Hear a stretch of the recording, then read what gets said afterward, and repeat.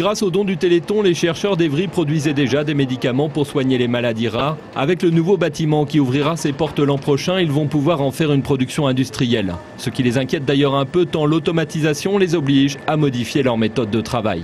Là, on va définitivement abandonner les productions en boîte de pétri qu'on trouve dans tous les laboratoires de recherche et on va produire des centaines de litres de virus pour pouvoir réaliser les essais cliniques.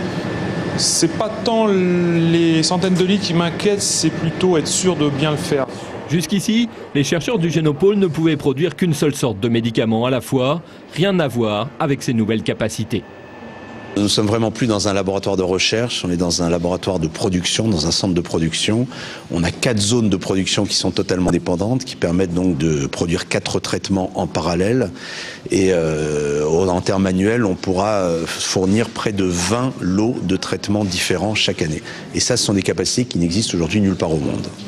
Un espoir énorme pour les 3 millions de Français qui souffrent de maladies rares et qui voyaient jusqu'ici la recherche avancer, mais pas forcément la production de médicaments à grande échelle.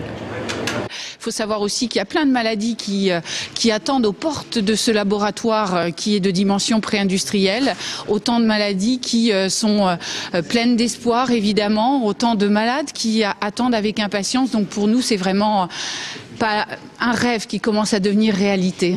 Une aubaine aussi pour Evry et pour l'Essonne qui verront l'entrée en service l'an prochain de plusieurs nouveaux laboratoires dédiés à la biogénétique, renforçant ainsi le rôle majeur du département dans ce secteur et donc son attachement au Téléthon.